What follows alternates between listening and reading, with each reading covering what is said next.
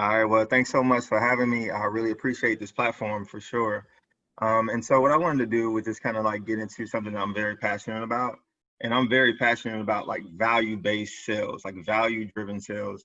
And what that does, what that means to me is that like how can I find a way to get to connect with an audience or segment a certain group and disseminate as much value as possible to retrieve sales as opposed to simply go old school, burn them up, smile and dial, and just connect with as many people as possible. Like that, for me, I just feel as if there's a better way, there's a better approach. There's so many different tools at our disposal.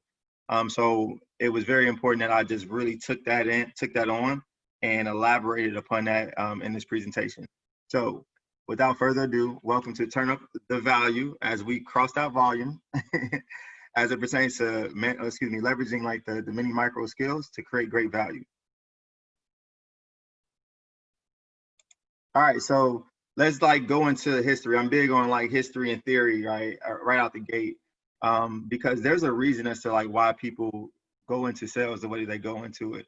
And when you think about like some of like the big time like figures or those individuals that like really stand out in the sales manner, I think of Ben Affleck's role in Boiler Room, and I think about Leonardo DiCaprio in The Wolf of Wall Street.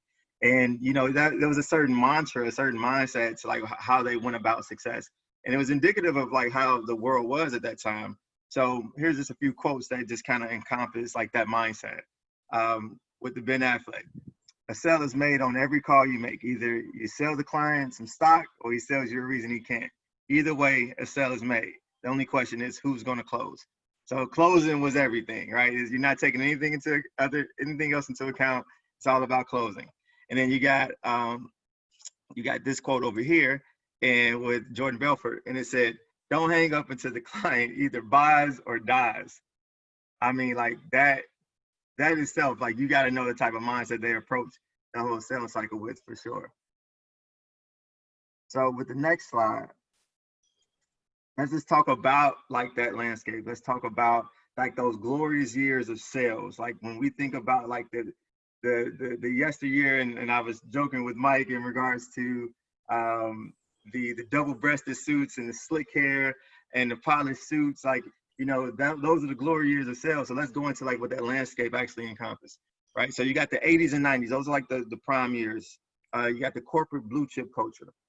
Technology wasn't where it is today, so it was a limited amount of technology that allowed them to be successful within their craft. And at that time, you had very strong, assertive communicators. And those were the ones that like got the jobs, because I need to know that you know how to go and influence. Like I need to know that you know that you're not taking no for an option. That's the type of people that they want. They want it in the sales environment. And then you have like the emphasis on the uniformity in the sales script. Let's not pivot too much from the script, because the script is a script. That's how we get it done. And then the appearance, everybody had to look the same. As far as like the key performance indicators, like these things were like focused heavily on volume. And then the value was mostly assessed through the amount of closes.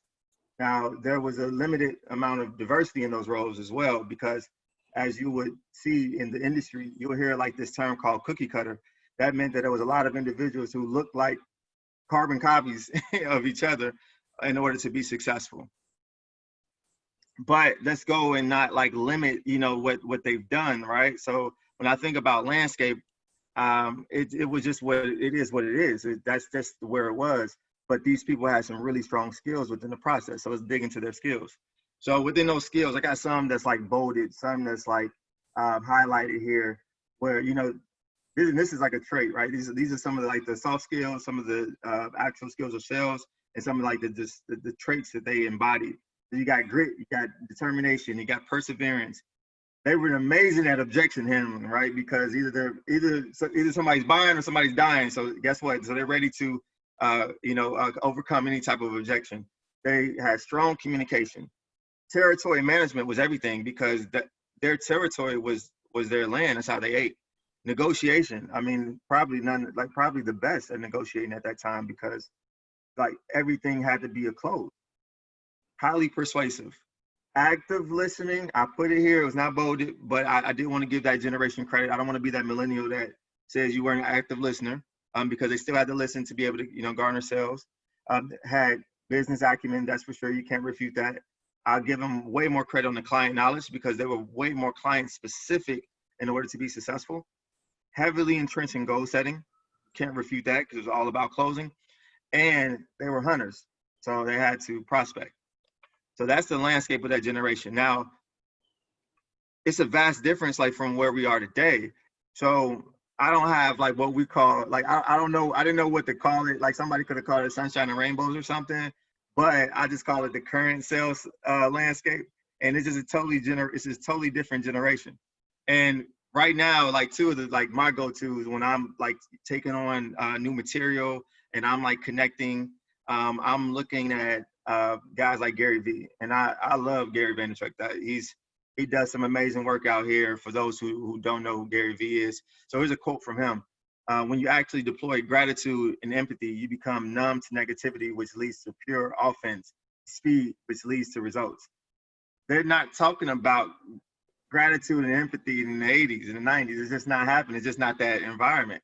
And then you got Seth Godin over here. He's a master. Like he's just very masterful, is just a true business savant, a marketing maven, really wants to understand people at a heightened level.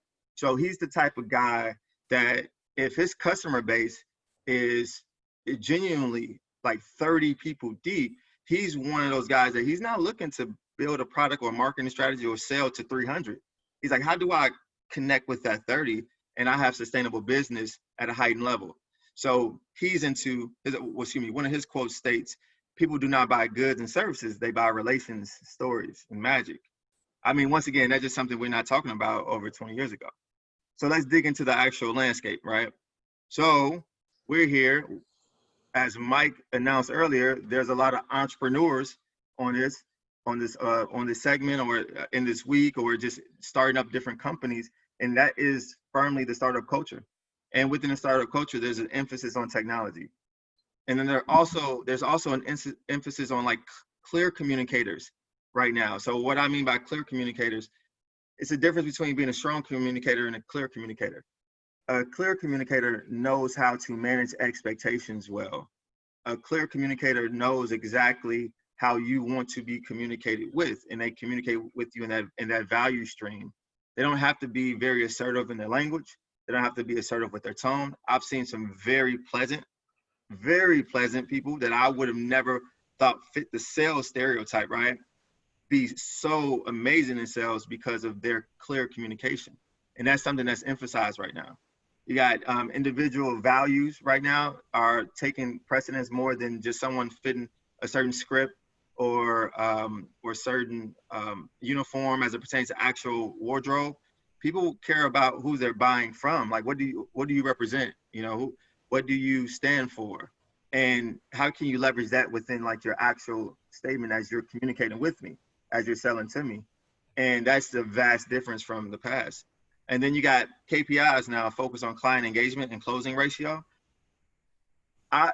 It took so much out of me, Mike. Honest to God truth, I probably can do it 3 hours on like the advanced data. Like I love advanced technology. I think about examples like the Golden State Warriors. I think about Daryl Morey and the Houston Rockets. I think about, Michael Lewis. He writes some amazing books in regards to this. Like data is just everything, right? So that's now an emphasis on things. So client engagement, like, hey, how are we selling to them the first time that we connect with them, or the second time, the third time? Like no one was counting those metrics back then. They were just like, hey, let's get this sale, right? And now closing ratio. So, all right, let's just think about the amount of times in which we said we were going to close compared to when we actually did, because that's way more important. Because now I can take that information and now coach with that information, as opposed to just tell you to go do this. Like, don't take no for an option. Either they're buying or they're dying, right? But the cool thing about the objective-driven world we live in, value is still assessed through the number of closes. You can't get around that number. It's all about like the business that we bring in. And there's a lot of diversity in the sales roles now. It's like, so that brings a lot of joy to my heart, because sales does not have to look like the same thing across the board. Once again, you have a lot of highly successful people who do things totally different, but they all found a way to connect in a certain value stream. And that's very important. And right now, you just gotta keep it very real. There are millions and more products, goods, and services being sold.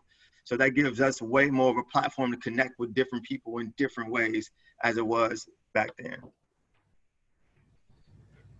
All right, so here are some of like the skills and traits right now, right?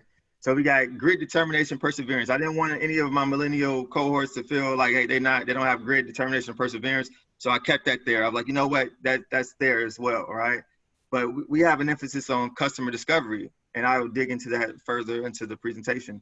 Objection handling, I definitely wanted to leave that. I was tempted to take that out as well, but I don't think it's nearly as good as it was in the 80s and 90s. But I think our objection handling now is way more consultative, right? So I'll dig into that. Clear communication is a skill. Territory management is not even such an issue because we're selling everywhere. I see someone who joined the call who actually, she's from London and she's living in Austin, Texas, but she's on the call. So, hey, it's good to see you, right? So like there's the territory, it's limitless now thanks to the internet. So shout out to the internet, all right? Negotiation. We're not nearly as shrewd negotiators as we were in the past. It's still more of a consultative thing. It's more managing the expectation and making sure that it aligns with everything someone said that it would align with. Time management is way more important now though, because we have tools. We have tools at our disposal where we can find ways to create value 24 hours throughout the day. But if we try to do it all throughout the day, it wouldn't work out, right? So time management is highly important. Ability to influence lasts on the 80s and 90s and the blue chip culture. Yes. I use persuade. There's a difference between influence versus persuade, right? And active listening is very important. Prospecting is very important. Industry, product knowledge, goal setting, social selling, storytelling, technical product skills. Like that encompasses where we are today when it comes to sales, right? So that's my history lesson. I'm big on the whole aspect of history and the theory of things, right? But like, what does this really mean? What does this mean to us that's on this call right now, right? It means that we need to firmly understand the shift. You got to understand the shift. You know, it's interesting. A lot of people step into roles because they see things one way, right? So many people want to sell because they want that unlimited income, right?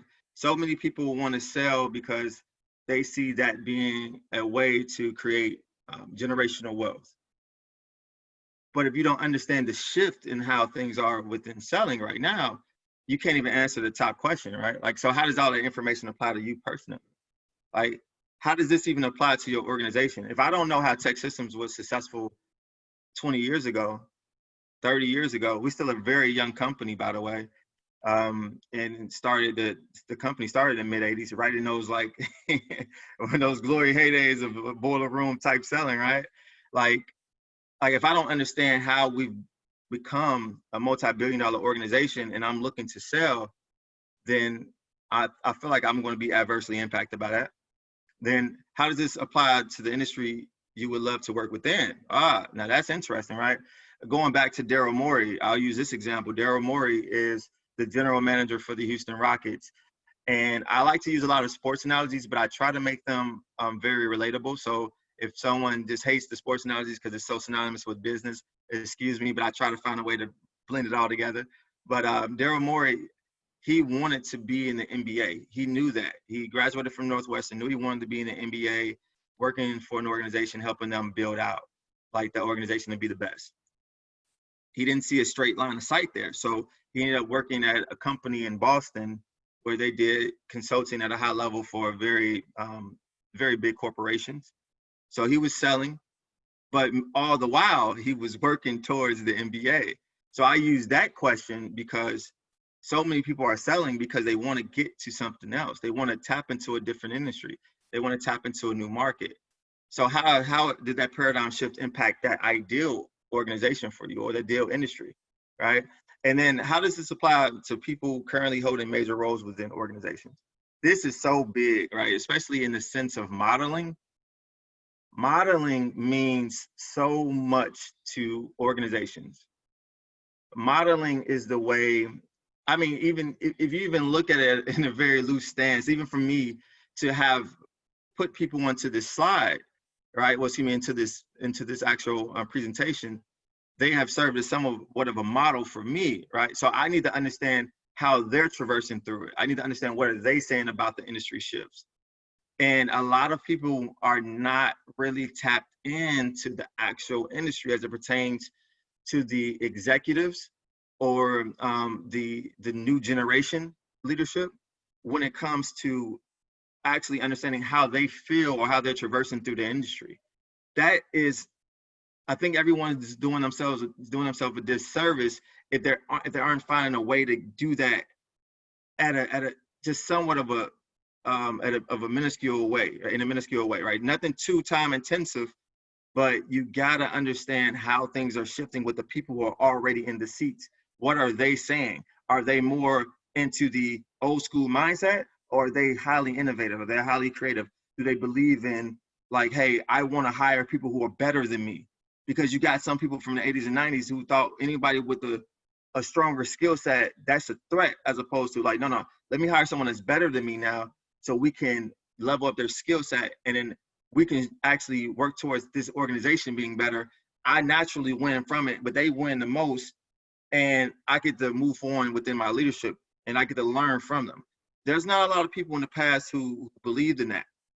So it's very important that that we understand the shift as it pertains to people who are already in these roles that either we are aspiring to or that we want, these individuals who we want to sell to at some juncture.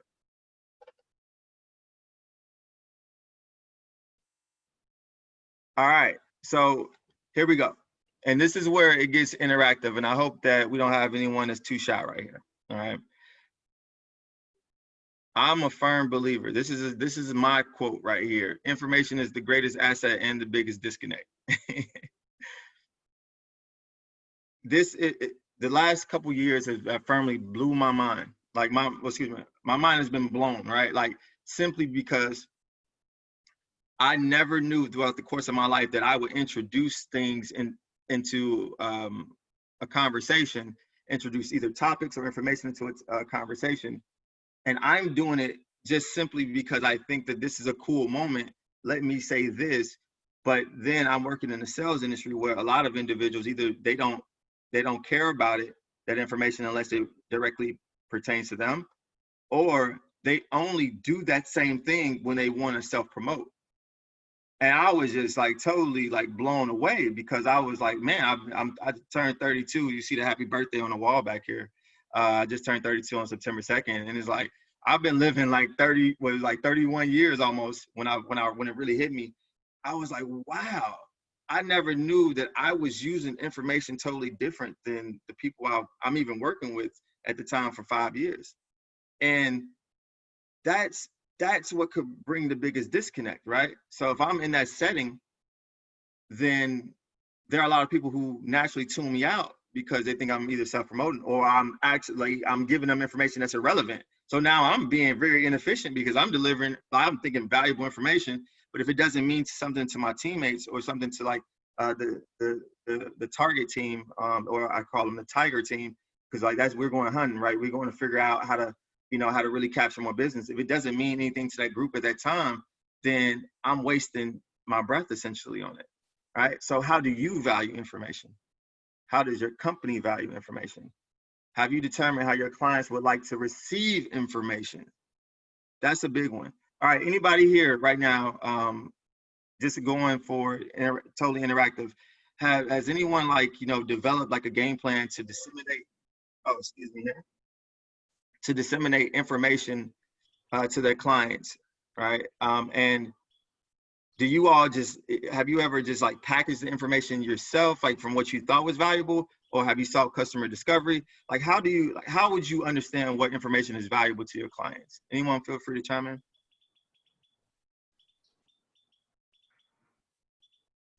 I'll say something. I'm a big fan of surveys and polls.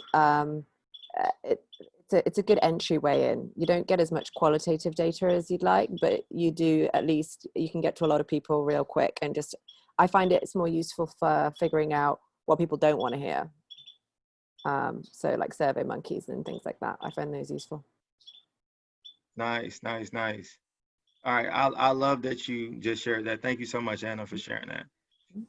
And what you got, Hunter? I definitely think this specifically ties back into your point about the emphasis on discovery. We use a framework, or I particularly use the storytelling framework a lot when I'm disseminating information back to the client. And by leveraging the storytelling framework, a lot of the time, the only way that you're able to actually disseminate that information is by weaving in their story into what it is that you are trying to add value about or within. And the only way that you're going to get that is through that intensive discovery. And I love that, Annie, you said that the surveys are something that you leverage, but I think that it all really plays hand in hand with doing a lot of discovery and doing intentional discovery and asking intentional questions, because you're not going to be prepared to disseminate information unless you're able to weave in how that information aligns to the goals that that organization has. And I think that a lot of the time, as it pertains to that discovery, you have to find a way to communicate why the discovery is valuable, in order for them to actually share the information that matters. And I would be very interested to kind of understand what tools or what some of the other folks on the call are leveraging in order to disseminate why the discovery is important, so that their clients can open up a little bit more. Yeah. Hey, Hunter, I'll go off of that too. I mean, in sales every day, like, you're a problem solver, and you need to find what the core problem is that your customer is trying to solve. And if you have the tools in place, if you have the solutions at hand that can help them do that. So at the end of the day, if you are helping them solve their problems, you're bringing solutions to the table, like, they're going to listen. So I think that kind of goes off of the storytelling. Like, what story are you telling to them? How are you understanding it? And how are you helping them solve their problems? For sure, Sammy. I have a quick question for Anna. Something I heard you say was pretty interesting, that you use your surveys and your information seeking styles to find out what they don't like or don't want. Is that because they don't know what they don't know, and therefore you know what they don't like, so let me try something new to see how they do now like it? What is your strategy there? I like to ask, thanks for asking. I was actually just writing this in the chat to give Sammy some more color, but I'll say it out loud. I like to ask pet peeve questions. I think it really humanizes the process.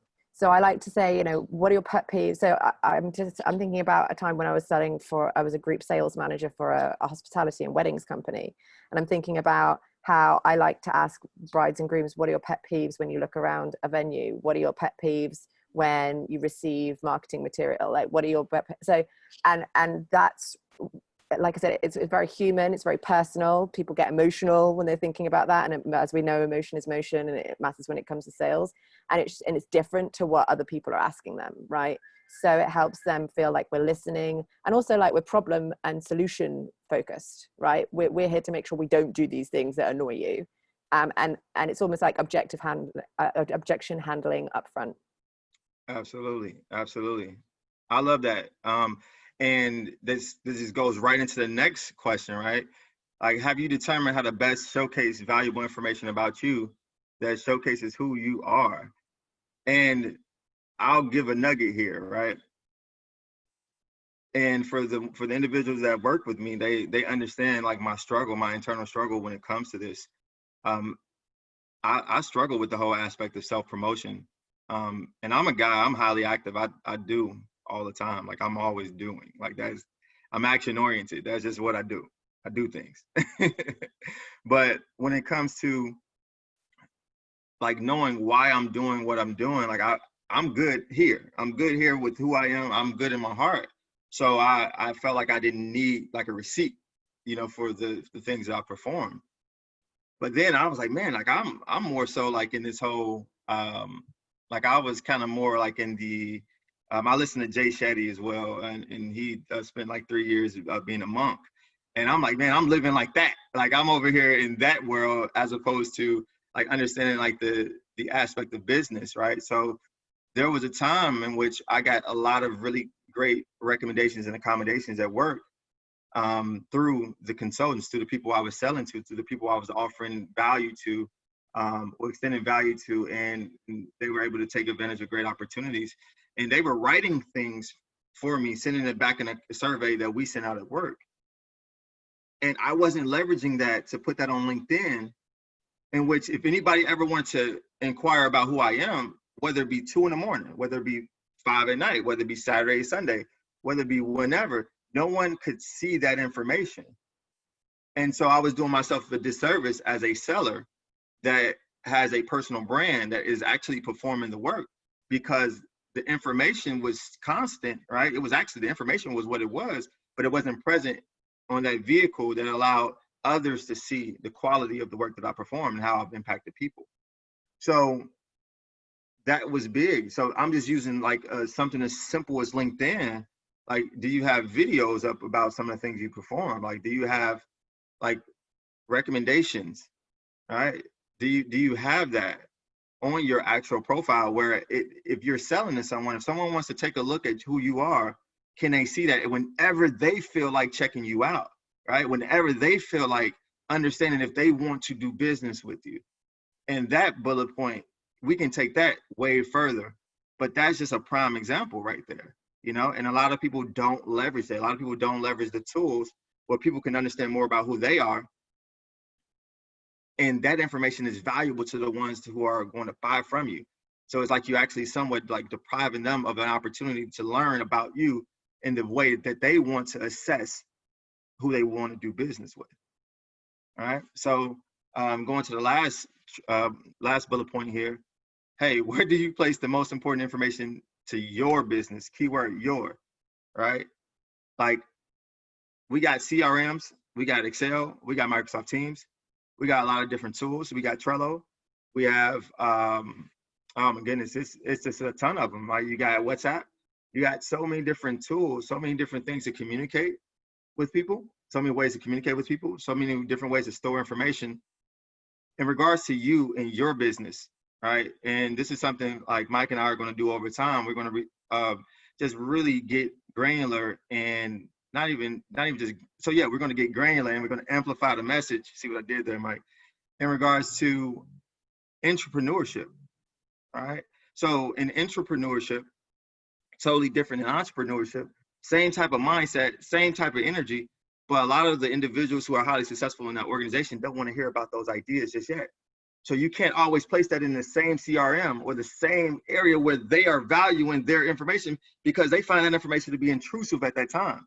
So where are you placing that information as it pertains to your business, right? So that as a seller, if you're not thinking like that, then you're not finding different ways to create the most value you can in the ways in which you know you disseminate the most value. All right, so let's go to like a roadmap for success.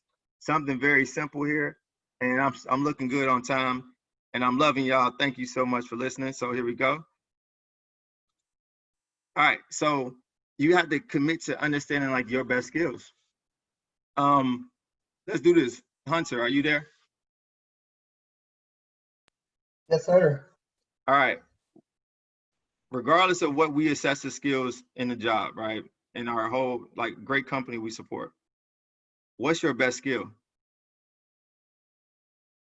Ooh, you really want to put me on the spot there. Yeah, absolutely. The right guy for the job. So for the job or just in general? Yeah, you as a seller, not as a TEKsystems seller, you as a seller, as a person who can offer value to someone else. I would say my analytical nature, wanting to assess the situation or assess client need or assess outside factors. Nice.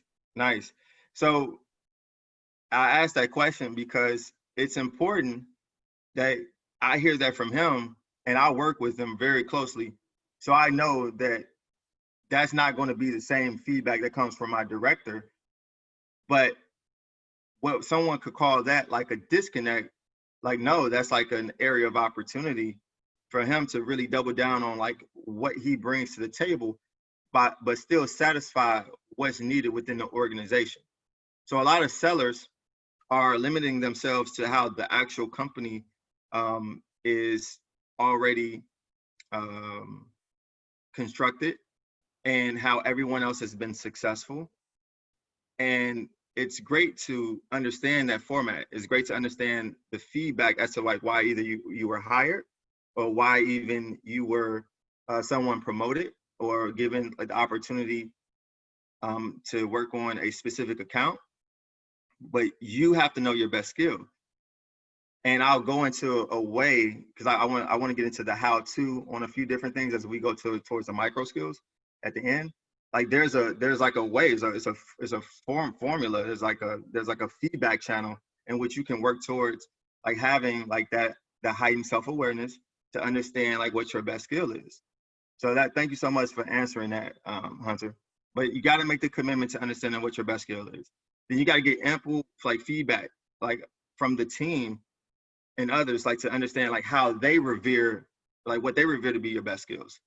Then you have to learn how to leverage the technology within your environment, CRM and other tools. Now that's very vague. And once again, when I told you I could do three-hour segment on like advanced data and all that good stuff, I was really digging into the CRM. So I'm not going to go too deep on that right here, but I think that could be a month masterclass for people that could truly like if they could find a way to take themselves back from how they approach their job and really learn these tools, and not to be like an actual technologist, but just to understand that, to become more efficient and just truly align with like disseminating value the way that they ideally would like to. I mean, that would just set the sales world ablaze. But that's me. That's pie in the sky. That's utopia. So I know that won't be happening.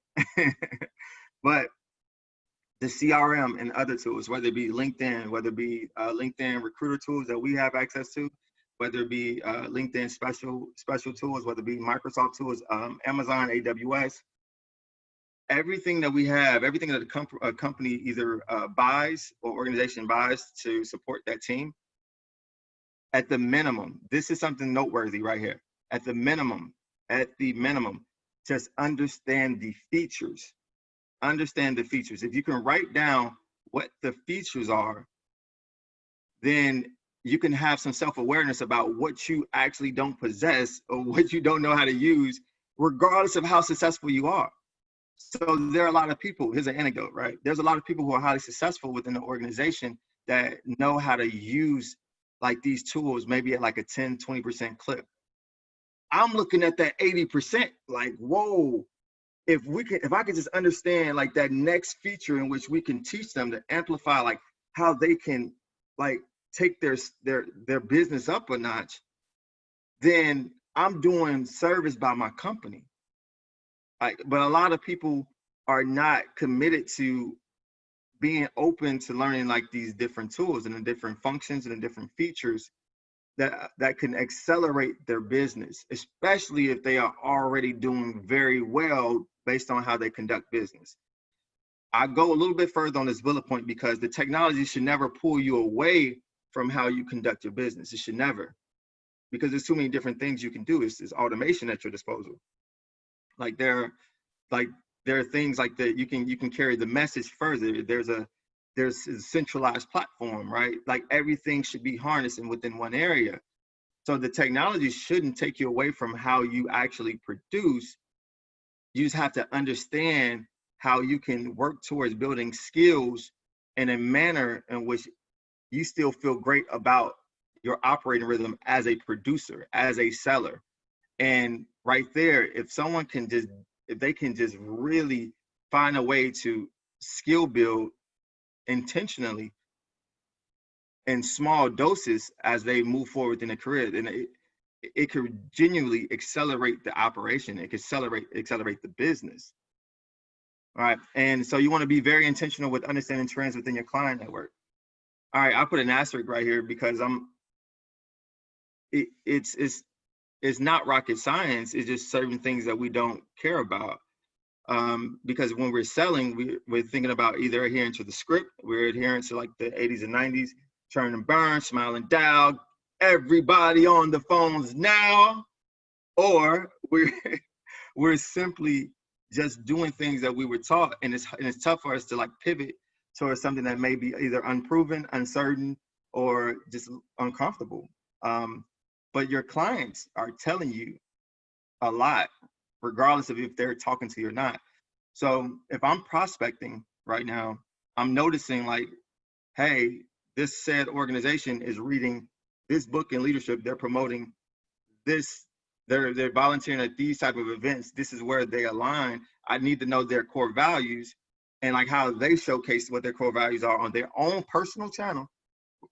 So it's something small as LinkedIn. I think everybody has it, you know, nothing too crazy. And then I can find ways to weave into the, I can put the storytelling framework, right? I can social sell that way. I can build a cadence just by supporting them and their efforts if that genuinely aligns with the things that I genuinely care about. Because at the end of the day, we're just all people, right? So that is very important. A lot of, that's just it's under, people are not leveraging that well enough as they're selling. There's a lot of power in that. All right, so you want to build a strong cadence of disseminating disseminating valuable information to your network. All right. Every time I go into an event, I got something to share. And it's not because I want to talk. No, I could care less. I love to learn. But I realize that I've been afforded the opportunity to be in so many rooms where everyone is generating value, right? They're disseminating value. So if I can walk into a room with Anna and I realize that this organization that I connected with last year was talking about the same very topic, then I can share that with Anna. And that's immediate value right there, right? And you just want to build a cadence, whether that be LinkedIn, sharing articles. It could just be something as simple as sharing articles. It could be something as writing, newsletters. It could be just something very simple that doesn't take a lot of time, but it's just, you want to have that strong cadence, right? That consistent cadence that offers up who you are in the personal brand. So just keeping going to my personal brand, I'm the overzealous recruiter. So I am the guy that will pop up in an event that you wouldn't have even known I would be there. And I'm like, hey, oh yeah, I know that they just said that they were doing that as well. You all should potentially connect. That's me, that's my brand. And I think that's what's very important, that to have that cadence established, disseminate that value, and then you want to make sure you're closely tied to your network, as like 100%. And then you want to communicate effectively with management to gain like the platform to hit results and showcase insights. Now, this is the toughest piece, right? Because when I'm making this slideshow, I don't want to just think that everybody's in the same situation as it pertains to sales. I get it. Like a lot of people don't have the platform to like do some innovative things out the gate, or things that like are they just totally resonate with them, especially if they work at a said company that adopted this model of how GE went about being highly successful in sales in the 90s, right? Like, you got the whole, that's the Jack Welch school of things, right? So if I'm over here living in Gary Vee world and I know I'm going towards like this actual foundation of Jack Welch and what they established at GE, then I truly understand that I'm not afforded the opportunity to truly impact that day one. But I want to sell up, right? I want to sell to my managers. I want to sell to the people around me. I want to make sure that I'm being very vocal about the things I'm passionate about, the value that I'm able to disseminate, the value gained from that, the ROI from like actually sharing information. Because a lot of people feel like, whoa, why would you share information? I'm working at TEKsystems right now at 12 to 1, and it could have been a competitor on this call, right? Or you're recording and a competitor can hear it. So if I need to communicate with my director to let her know, like, no, it's beyond one competitor potentially hearing this information.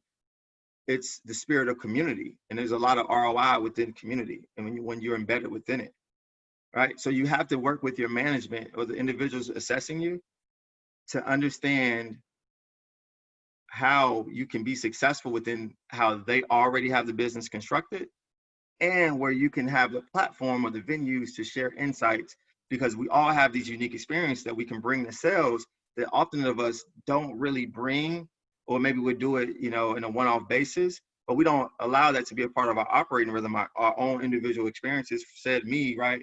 If I go into a new company, I got 32 years of experience living on life that I've been able to do a lot of really cool things. I need to find a way where I can still leverage that and be successful in that organization. So I can adhere to what's already in place, but I can make sure that over time I'm working to garner trust with the management to be able to have the opportunity to glean insights and relay those to the organization. And I think that right there is probably like the foundation of entrepreneurship right there, as I think about it. You know, you got to have that trust already established within the org to even potentially get the avenue to become an entrepreneur. All right, and I want to go back to the skills real quick, right?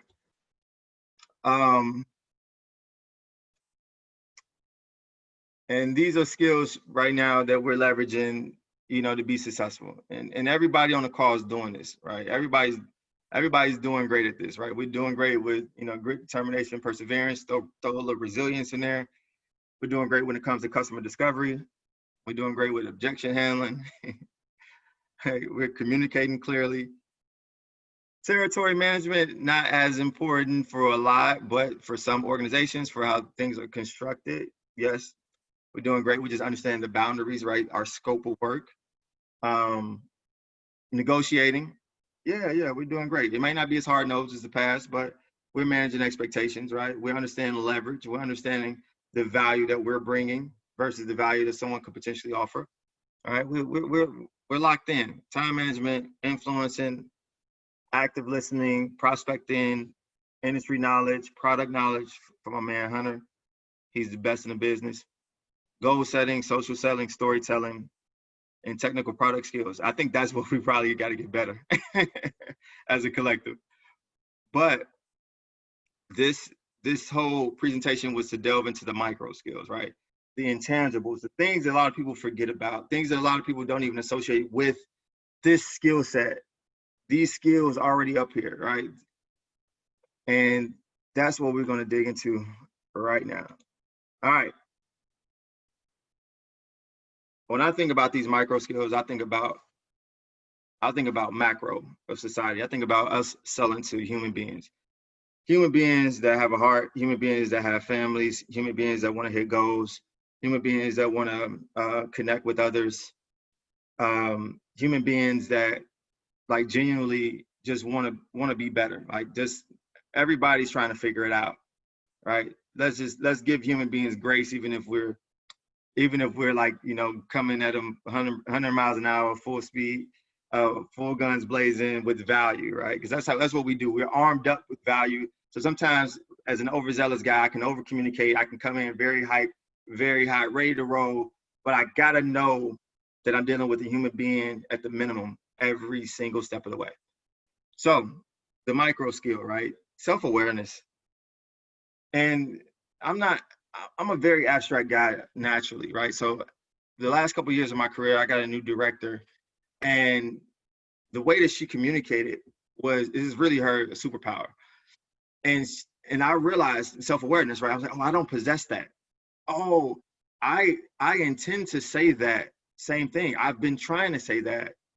It doesn't land that way. Oh, excuse me. It doesn't even, I don't even give it that way, right? That's not how I disseminate the message. Okay, there's room for me to grow. And ever since then, I've been able to take things like this last portion, which I think is very powerful. I can give people a how-to on just going about building that skill, right? And how it can show up in your work. So self-awareness. There's a lot of type A salespeople who lack a lot of self-awareness. And I mean, and honestly, it could have contributed to a lot of success. But at the minimum, the self-awareness that you can possess could just simply be from like a predictive index, you know, or a personality assessment, right? Like, how do you work? Like, what is your value stream, right? What are the things that you truly enjoy the most about your job? What do you truly enjoy the most about your communication with others, because you can go so much further if you understand how you're showing up to others, right? How you're messaging to others, how that sounds to them, right? So that self-awareness is key. And there's just small things you can do to work on yourself to even be able to strengthen that. And that, I think so many people, especially like with the Oliver Group here locally, we at TEKsystems, we have a certain company. I've done the Bristol Myers Squibb, and I can blend all of those together, those reports, and I'm understanding me at a deepened level. And then I'm also gauging how I connect with others, right? And I realized that even as a recruiter, I genuinely found myself not recruiting as much as I was connecting. So I had to scale back.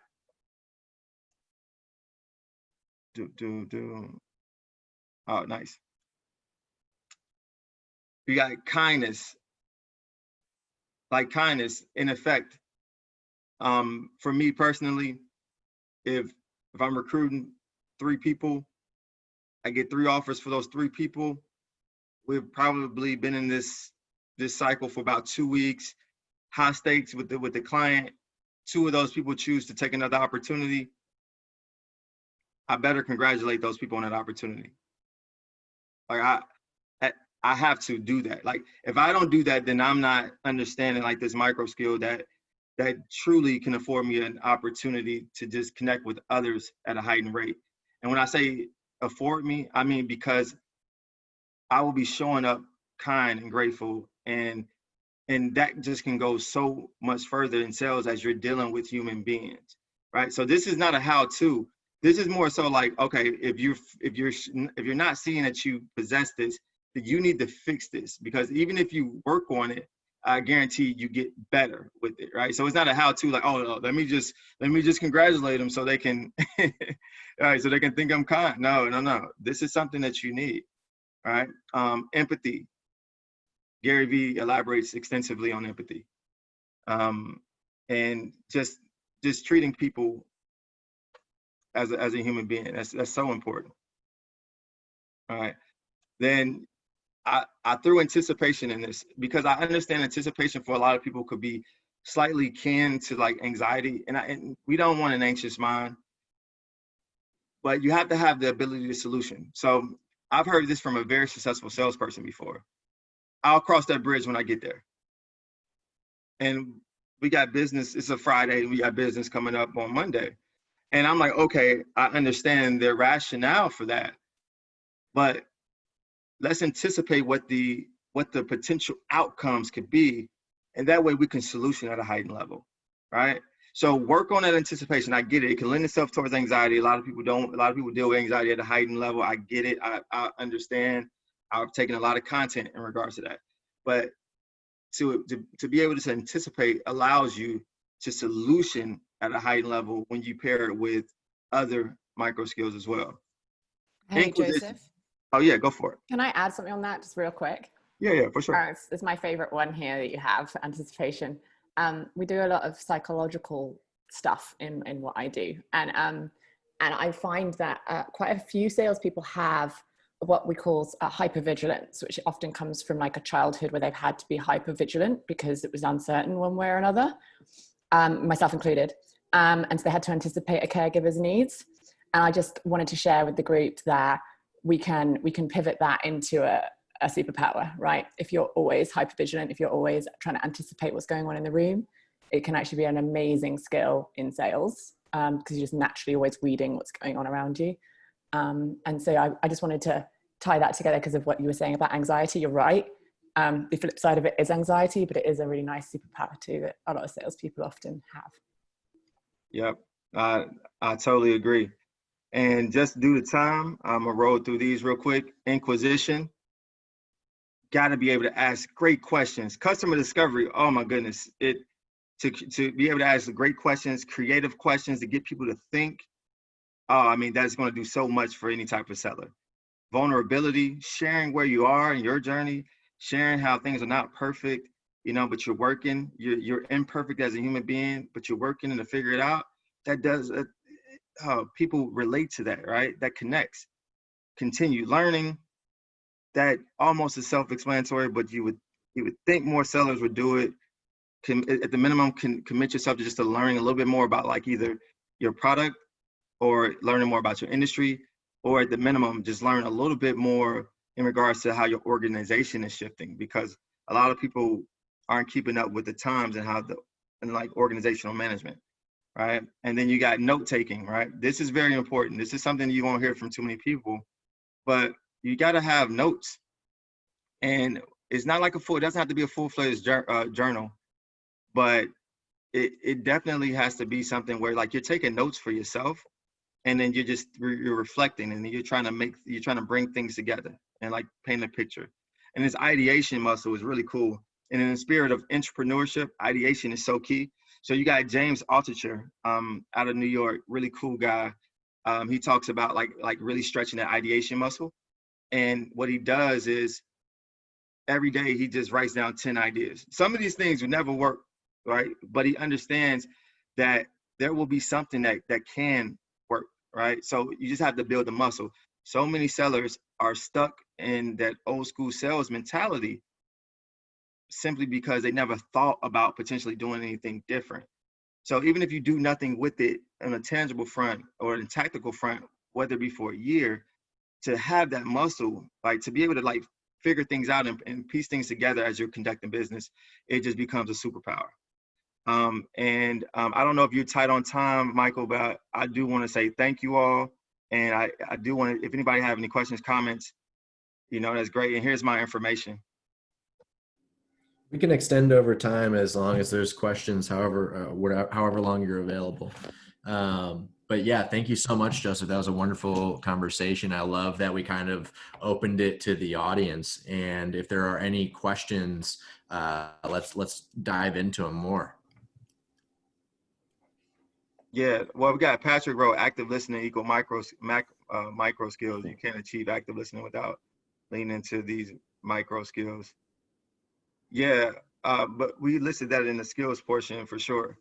And the active listening piece, I mean, I think that's what, a lot of those things blend together, like you said, Patrick.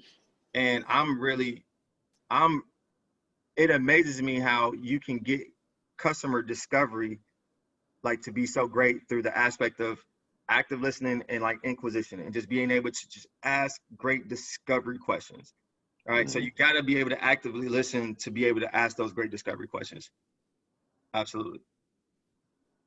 I have a question, Joseph. Yep. So I loved your list just then. I just thought I couldn't add anything to it, that last list. And there are a few things that I wouldn't have thought of myself. So thanks. If I was saying to my team, these are the micro skills, I learned a few of these at a session with Joseph the other day. What could I suggest to them, like to upskill in those skills? Is there anything you found particularly useful in any sessions or any, like how can they get those skills? Right. So that's very important too, because essentially a lot of people have to understand that there's a reward associated with an action. So there's not going to cater to their internal reward system if they feel like it's just a task that is not rewarded. All right. So to be able to blend all of it together becomes very big picture. I live in the big picture, and I go through it, and I get very dismayed at times when I can't communicate effectively. So what I've learned, Anna, is that when it comes to like the self-awareness piece, definitely like go over like the information with the personality reports, right? Like that is something, you get them to think different, like say, hey, is this what you thought of yourself? Give me an example of this, and then that helps them like understand and tie things in regards to the self-awareness. Vulnerability, like essentially give them like a platform, like a venue to once a month or once a quarter, where people can like openly come and talk about like where they messed up, right? Like where they thought something they intended, they thought that they can approach something in this manner and it would have this outcome, this said outcome, and then it wasn't able to happen that way, right? Kindness, once again, just going back to the congratulations example with me, like you just got to promote like a kindness, maybe even saying something like nice to the team, we do this thing called Feel Good Fridays, where we're genuinely just saying like, all right, good things about our partners that we work together. We've worked together with that week. It helps build that muscle. Note taking, as it pertains to like, what do they take in from their job, right? What have they uniquely learned, right? Like, you can ask them like, hey, to take some notes home, and not to do work, but like just to reflect upon. And that's slippery slope with work-life balance for a lot of people. I get it, but people are undermining their own value and like their own experiences when they don't take notes that are slightly personal, even in the business context. Ideation, they do great with this at like Amazon's and Google's. They allow people to platform to come up with ideas. So you just write down the idea, and then a manager comes and lets you know like why either we can implement this or why we can't. With the anticipation solutioning, it reminds me of baseball, situational awareness. Hey, if we had this account that we're working on closing, and like this, and then they backed out the deal, how would this impact our group? Inquisition, something as simple as just like Googling some great customer discovery questions, right? Showing people that, and then just trying to find a parallel to implement that within your business. And then like vulnerability, I already touched on that. Continual learning, it's just so many different ways to promote continual learning. And that should be incentivized for something small that can create, like if they learn something on their own, or if they learn something through a platform that you offered, like if you bought your company bought a platform and they learn something, they use it effectively in the business, then let's incentivize that behavior. So I just kind of ran through those, but Yeah, well, I had a couple. That's helpful. Thanks. I had a couple thoughts on that too. Leverage for, basically relate these micro skills to as soft skills, which like the empathy and the expertise, a lot of people struggle with. How do you teach these things? Oh yeah, no. Can you run that back? Yeah. So I was just saying, I have a couple thoughts on the, maybe some ideas for doing some upskilling in this lane. I think that a lot of the times you could say that people have difficulty training in soft skills, which a lot of this could be aligned to things that are traditionally seen as soft skills. But one of the things that I've seen some success in is, not necessarily a team building exercise, but exercises that are not work related, that involve ideation and creativity and inquisition, like lockouts or those breakout sessions. Yeah. That's something that I've seen works really well for teams that are trying to just figure out their mojo and see where individual strengths lie, and gives you an opportunity to assess. Even some breakout scenarios, you can set them up in-house so that you can actually observe the way that people go about those. And then also there was one other that I was thinking of that I'm having a hard time remembering now. Crap. If I think of it, I'll let you know. I had one other that I wanted to touch on. I got I appreciate that. Breakout session. I appreciate that. Any other questions? I know I had one. First, I wanted to make a comment about some of these micro skills. Is we kind of talked about the prior means of approaching sales. That always be closing mentality. I always thought of it as a kind of a cheap way out, but it kind of actually, now that I think about it, reminds me of some of these boxes. But like watching Mad Men or Ari Gold and Entourage, sending particular gifts or like understanding their activities, like sending a golf club or something like that if they golf, knowing lunch orders, some of these kind of smaller note takings that you probably took about your customer almost humanizes the relationship a tad more. So it was a thought about the old mentality, but they were almost starting to get it right. Yeah. having those in your CRM system, I think is a great skill. But my question I wanted to dive into is, you talked a lot about culture change, and we talked about the prior ways of doing things versus the new ways of providing value. Mhm. How do you think, and and this might be its own session, Joseph, and I don't have to worry about going too deep, but how do you approach a company that maybe has that older mentality? How is maybe you're just a sales rep too, so maybe you don't hold much power, but how do you approach that culture change? Yeah. You can't go into it unless you're very informed, though. So you got to have a really solid amount of ammunition based on the actual company, based on the industry, based on things that they say they aspire to do. And I get it; they all want to make money, so you can't just attack it based on the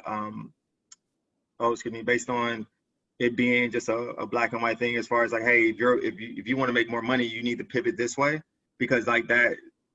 No, like they're a legacy organization. No, like you can't get them to pivot. It has to be aligned with what they say they want to offer, right? So if you go to their core values, you can check it out online, and then you can watch different videos, and you can see what leadership is saying, right? So they're talking the walk, they're not walking it, right? And if you see that they're doing that and there's a big disconnect, then that's when you can start to use like actual examples to showcase how like this is where they want to be. You are moving at this pace. You want to applaud them for that effort, for sure, because you don't ever want to make them feel like inadequate. But you got to be able to highlight how certain organizations, either whether it be startups, because startups are simply segmenting the actual corporate landscape. They're just focusing on certain things within businesses and creating businesses out of them. How either certain startups are going to like into that area at an expedited manner, or how they're like, say, Papa John, Domino's, how Domino's is already here. And even though the pizza is better at Papa John's, like there has to be a way where we can help you work towards like getting where you want to be, getting the future state at a quicker pace. But it has to firmly align like that messaging. Like that messaging is so important. The messaging, and then showcasing, even like this is like these are the artistic ways of communicating, where you're showcasing that you've done the research and that you've been a part of their growth. You go watch a video from 2 years ago, right, on YouTube, and they're like, oh man, you watched our YouTube, right? You can just like drop that in there and then let them know that you're here. You can help them get to where they want to be, and just use their words to supply like the actual value, and then the information from the industry to showcase how, this is why you would need to start to move at this rate today or soon. Great answer. Any other questions? Okay, I remembered the other point that I was going to make. I was also going to make a reference to agile retrospectives. So, I don't know how familiar everyone is with the like IT methodologies and things of that nature, but the last piece was I'm a big fan of methodology and frameworks, and agile retrospectives are used as an opportunity to kind of look back at the way that you've conducted something, or look back at the things that have been done and assess where the pitfalls might have been and areas for opportunity or improvement. And that is one of the things that if you can adopt that kind of methodology or adopt that practice in using that after an upskilling activity, gives you the opportunity to maybe look at where in that situation you could have adapted or improved upon those micro skills. So I was thinking that could be leveraged as well. Yeah, absolutely. Very interesting ad, Hunter. Thank you so much. Well, I'm going to hit stop on the recording.